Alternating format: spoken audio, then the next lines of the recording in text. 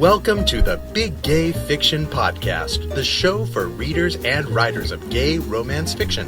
If you can read it, write it, watch it, or listen to it, these two guys are going to talk about it. Now, here are your hosts, Jeff Adams and Will Knaus. Hi everybody, welcome to episode 15 of Jeff and Will's Big Gay Fiction Podcast. I'm Jeff. And I'm Will. Here we are, another week. How are you doing? I'm okay. It was a travel week for me. Yes, it was. Spent Monday through Friday morning down in Los Angeles for work. That was okay. Made it a very work-centric week. I did get away for a little bit and went into LA proper to see the LA Kings Detroit Red Wings game, which was awesome. Haven't seen the Red Wings play live in about 3 years. And it was great to see them on the ice. Great to see all of their stars on the ice, because the last time I saw them, like half of them were hurt. Did the hockey players have ouchies? The hockey players had ouchies. It was late in the season. They're old. They were hurt. They lost, unfortunately, Monday night. It was their one loss on this West Coast road trip that they had, but it was still... It was a fun game. It was great to see the LA Kings production values in their arena, which were kind of slick. And I had a great time, even though they did lose. They deserved to lose. Their power play got left at home. Or their penalty kill, rather. And I don't even know what you're talking about. You don't know what that means. I'll just say...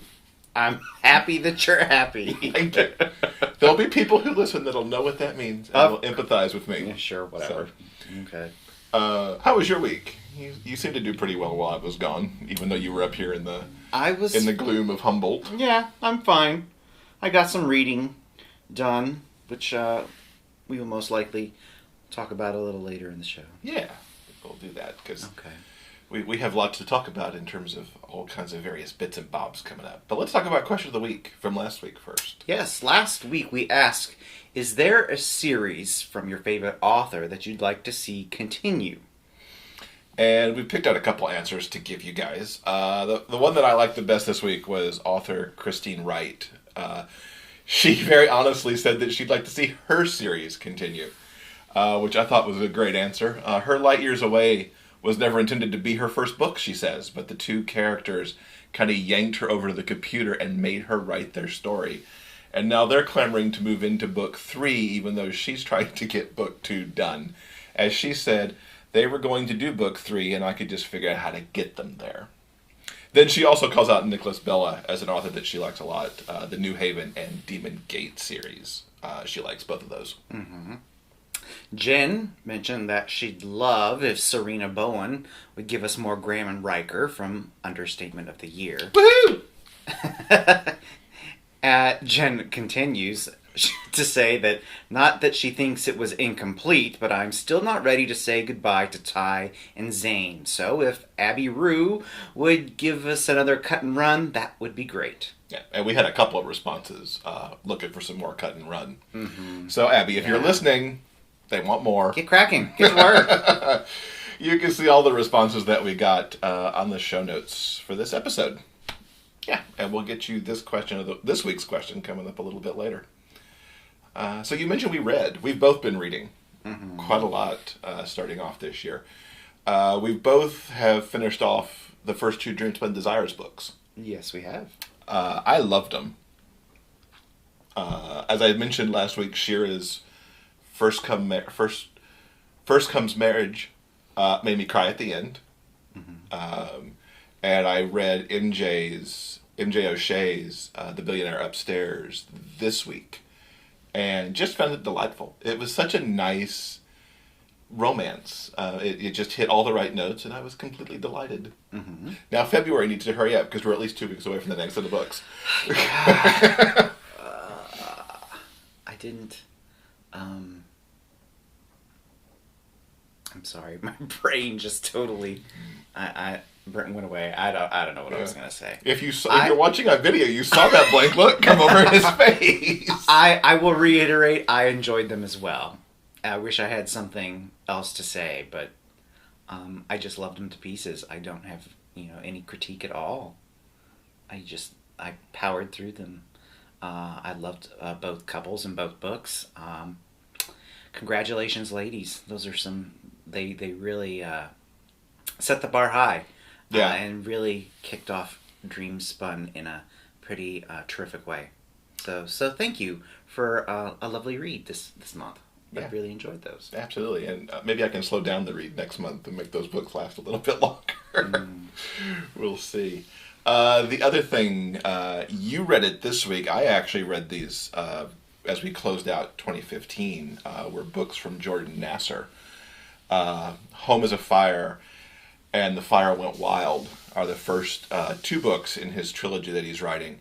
These are very Southern-focused books. They start out with main character Derek fleeing New York City because he's had enough.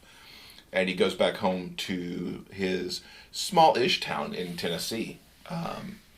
I loved both of these books. And these are two that I really just powered right through. They remind me a little bit of Steel Magnolias, a little bit of Tales of the City. Especially the second book has a good Tales of the City vibe to it. You going to contribute to this one at all since you read that book?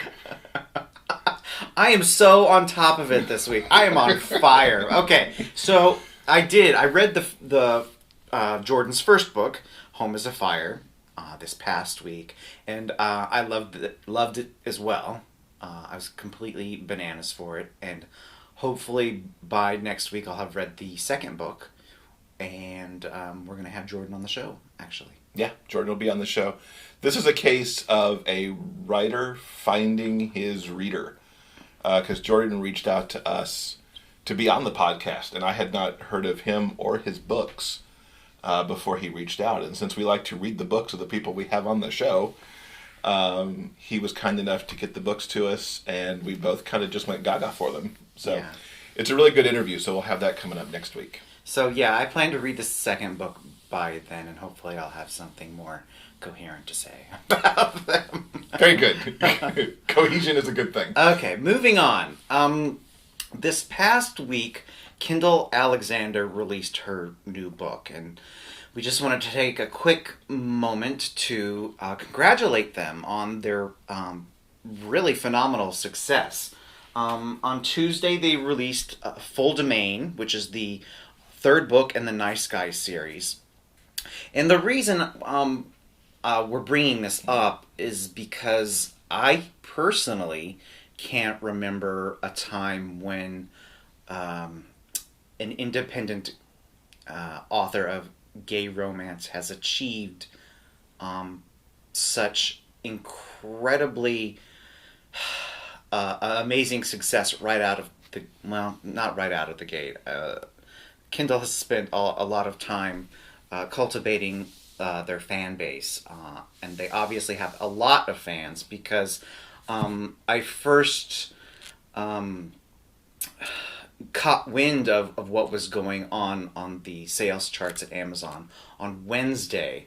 I think I saw someone congratulating them on Facebook, so I went in and checked it out because I had known the book had come out. I'd seen some release day reviews on a couple different blogs, the kind of, standard release thing that everyone seems to do.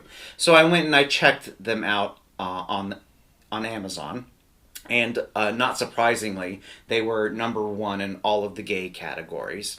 But when you dig just a little bit deeper, it becomes really obvious the number of fans that they have. What was really quite extraordinary, to me at least, is that on Wednesday, just one day after the book was released, I think they hit number 12 in the romance category.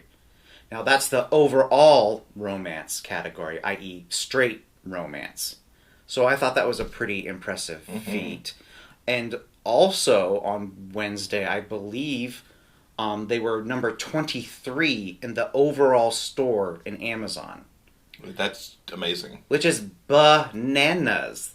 I mean, let that sink in for a second. Out of the entire Amazon store, out of the millions and gazillions of Kindle titles, they were number 23 in the entire store on the second day of the release.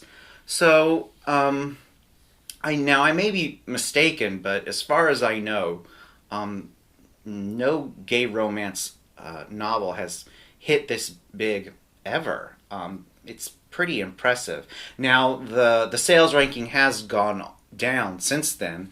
Right now, we're taping this particular episode on Sunday, and right now the book is sitting at number 71 in the overall store. Still. But the fact that they're in the top 100 is amazing. Yeah, the effort it takes to put any book in the top 100, especially if you're not, a name like Stephen King or something, is just outstanding. So congratulations, Kindle. That's amazing.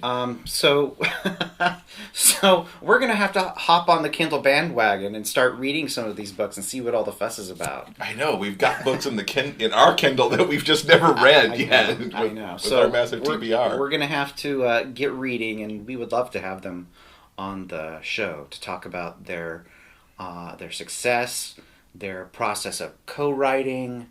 I think they would be really, really interesting. Yeah, see what absolutely. makes them tick. You bestsellers, you. Congratulations, Kindle Alexander. Yeah, that's awesome. That was the news I came home to because I kind of missed the whole thing, not being on Facebook quite as much last week. Yeah. I wanted to take a moment to talk about a celebrity coming out that happened this week. Charlie Carver, who, along with his twin Max, are known to people for being on MTV's Teen Wolf. I believe they were on Desperate Housewives for a while. I think they're on something else right now that I'm forgetting. But Charlie came out this week. And I don't normally focus too much on celebrity coming out. I think, it's good anytime somebody visible comes out to kind of help out the youth and help show that it's okay. I can come out and it's fine. But Charlie put something in his message that really struck me when he said, "I owe it to myself more than anything to be who I needed when I was younger." And I just think that's such a strong and powerful message. I think, when we're growing up, we always hope we turn out to be who we wanted to be when we were kids. And for him to really acknowledge here that he needed to be the person that he needed when he was growing up, I think was really powerful. And hopefully, resonated with a lot of his teenage fans and his young adult fans who are familiar with his work, especially from Teen Wolf, because he certainly added to his popularity from that show. And so, congratulations, Charlie, for coming out and being able to, live your truth, but also for putting this message out there. It really kind of impacted me this week seeing that come out. That was one of the few things I saw on Facebook while I was gone this week. I was working, kept up my writing while I was gone, which is always a bit of a challenge to do while I'm on the road because I'm away from my normal environment and my big screen Mac and my regular size keyboard and everything. But I did write about 7,000 words this week while I was on the road and kind of working on my celebrity crush story that I've got cooking, and also plotting a little bit for the story that I'm working on to chronicle some love in the state of Michigan. So that's all kind of cooking along. The cool thing this week, which is a first for me, was to get a physical piece of fan mail. I've gotten, as you know, if you've listened to earlier episodes of the podcast, I got some cool gifts at GRL this year for some Hat Trick fans. I get emails, periodically from fans who've read one thing or another, or I get Facebook messages. This was an actual handwritten letter, and if you're on the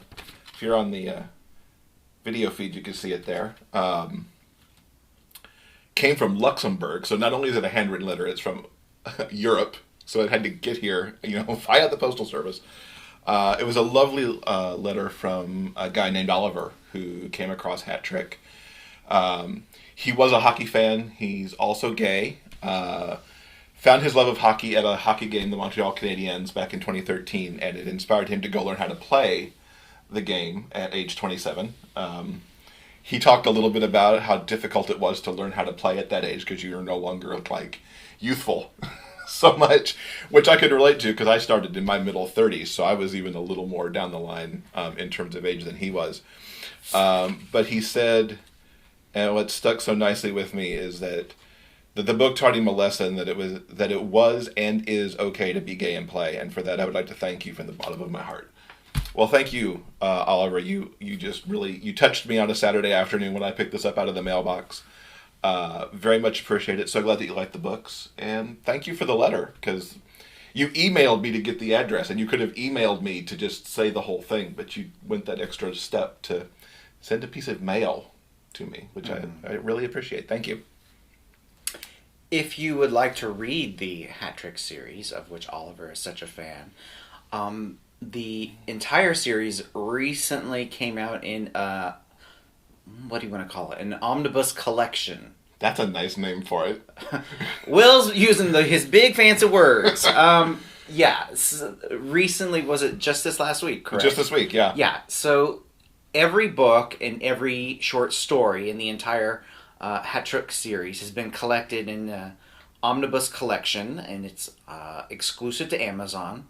So, yeah, I suppose you will provide a link in the show notes. Sure will. Or you can just go to Amazon and search Hat Trick Collection, I assume? Is that what it's called? Hat Trick Box Set. Hat Trick Box Set. But like I said, your omnibus sounds much more awesome. Grandiose. Grandiose and awesome. Yeah. Yeah, so that's there. It's a great way to pick up the 3 novels and the 3 short stories in one easy to manage Kindle file, and you'll have, I think it's like 780 pages. Mm-hmm. However they kind of figure out that page count. So yeah, you can pick that up. Yeah. We do want to remind everybody that the raffle that Sarah York has to help support Eric Arvin getting some valuable equipment that he needs to do his writing actually ends this week. It'll end on the 21st. Lots of great stuff in there, including the opportunity to pick up a complete set of Hat Trick paperbacks signed, as well as some other groovy things, including some Kindle Paperweight and... Paperwhite. Paperweight. You can put it on your desk and hold down papers. I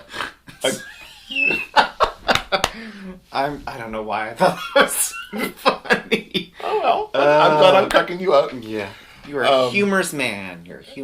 As well as some other paperbacks and ebooks and other goodies. So make sure you get into that raffle before the 21st, and perhaps you'll win some cool stuff. Anything else you want to talk about? Should I talk about this? Yeah, talk about that. Okay, tangentially related to writing and books in general.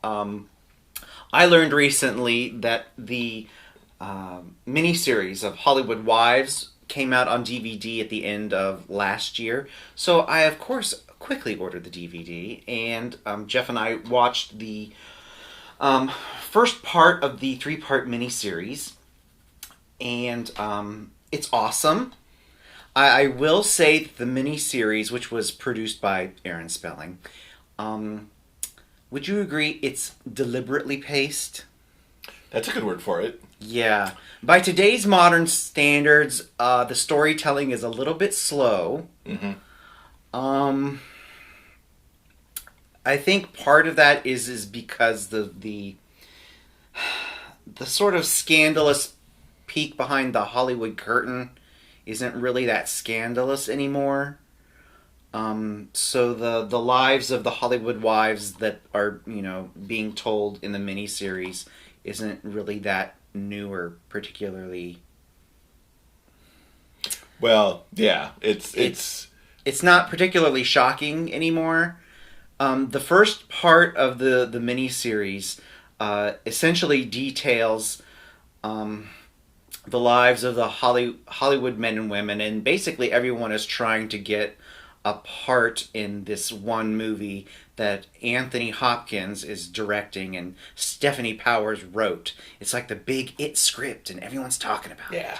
Meanwhile, Andrew Stevens is murdering his way across the country in order to find out to get to Hollywood to find out who his real mother is. Meanwhile, his twin brother is struggling to get a part in the big movie. And he weasels his way into Stephanie Powers' office, and he gives a good reading. And I don't know. It's like I said, it's a teeny bit slow, but I also find it really engaging and endearing because like everyone and his brother was in this thing. I mean, there's Stephanie Powers and Candice Bergen and Catherine Mary Stewart. Oh gosh.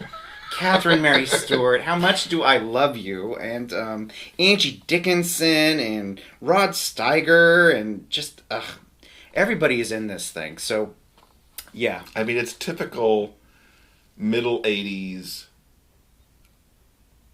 big event miniseries. It probably ran in November or February for sweeps. And what is so... and it has the great Laura Branigan song for the credits. Oh, God, it has a kick-ass Laura Branigan back in the days when credits song. Could run for 3 minutes. Yeah, it's kind of amazing. Also, it's amusing to watch not just all of the great actors that are in it, but all of the really absurd fashion and insanely ugly production design. This is, remember, this is an Aaron Spelling production, and he didn't, skimp on anything.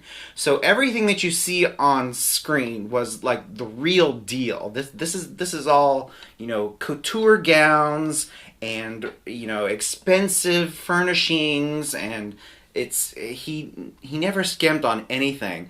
But looking at it now, it's all so breathtakingly ugly. And the strange thing about that, to me, when was this done, does it say? It's from 1985. 85? Yeah. We just had a stint last fall watching the Colbys. Mm-hmm. Which is my favorite soap of all time. But that was later 80s, right? Yes. Yeah. It wasn't paced as badly, and in a lot of ways, I felt it holds up better than that does. In terms of look and design and... a little bit. Maybe because he was on a primetime series budget, he spent it differently and made it look a little less Crazy Town. Yeah. I don't know.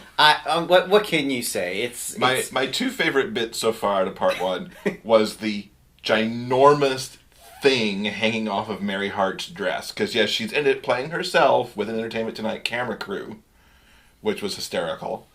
It was a huge thing on her. And also Suzanne Summers' crimped hair. Suzanne Summers plays the miniseries Sex Pot, and she's trying to be taken seriously as an actress in Hollywood. But how can you when she's running around with this ridiculous crimped hairdo? Yeah. It's...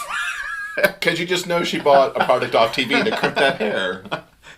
No, this is Aaron Spelling. That was a top-of-the-line crimper. Oh, goodness. Okay. Anyway, so maybe we'll fill you in on the ending. It's going to get better. It's going to get better. Because Andrew Stevens has got to get to Hollywood and... find his twin. And lose his, Yeah. Kill some people, maybe. Yeah. I didn't actually read... I don't think I read that book. I've read some of Jackie Collins. I don't think I've read Hollywood Wives to know where it's going. Yeah. So question of the week for this week. We'll pull ourselves back on track a little bit. This one comes from friend of the podcast, Gillian, who submitted a question 1 week while she was giving answers. She asks, very simply, what are your favorite romance tropes? So I'll look to you first, because you're more of our trope expert than I am. Although I certainly know what my favorite trope is. I prefer...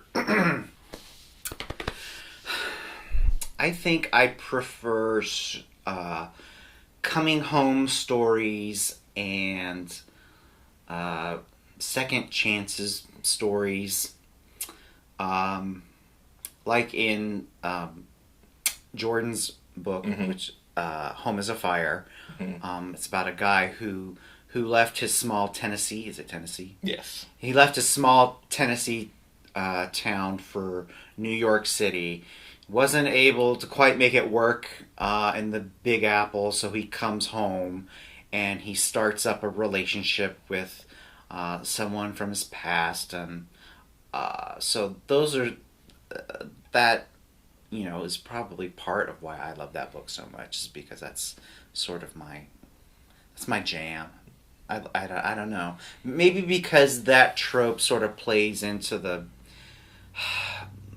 I think it's just human nature to always wonder, what if? So, going back and maybe rekindling a lost love or that kind of thing, I find those really interesting and appealing. Mm-hmm. So, yeah.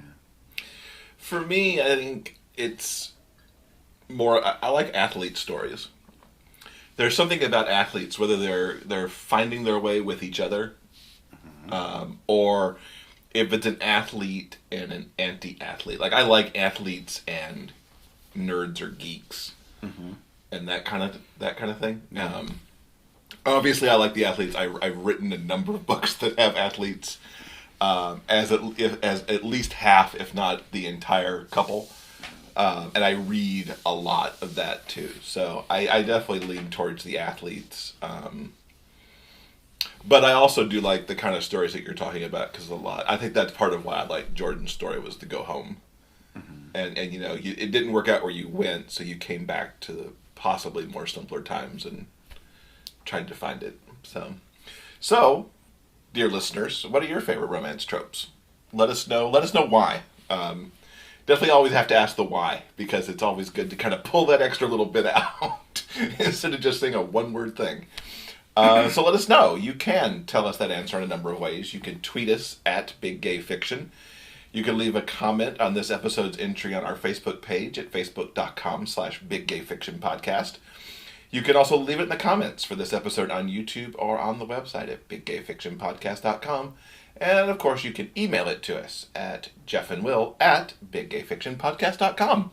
And if you are inclined and want to do what Gillian did, send a question our way, too. And we'll feature it in an upcoming episode. Anything else you want to talk about this week? No, things were kind of quiet, so I don't think there's anything left. All right. And we're actually going to get out of here within 30 minutes, which was one of our 2016 resolutions. Yay. So, just a reminder that Jordan Nasser is on next week. Stop by and hear what he has to say about his debut books, as well as how he found getting into the author and publisher business. Yeah. It's good stuff. Okay. Remember, everyone, you can subscribe to the podcast on iTunes, Stitcher, Player FM, and YouTube. We'd also love your reviews on any of those channels. If you happen to have a few extra moments, please give us a star or leave us a few kind words. We'd really appreciate it.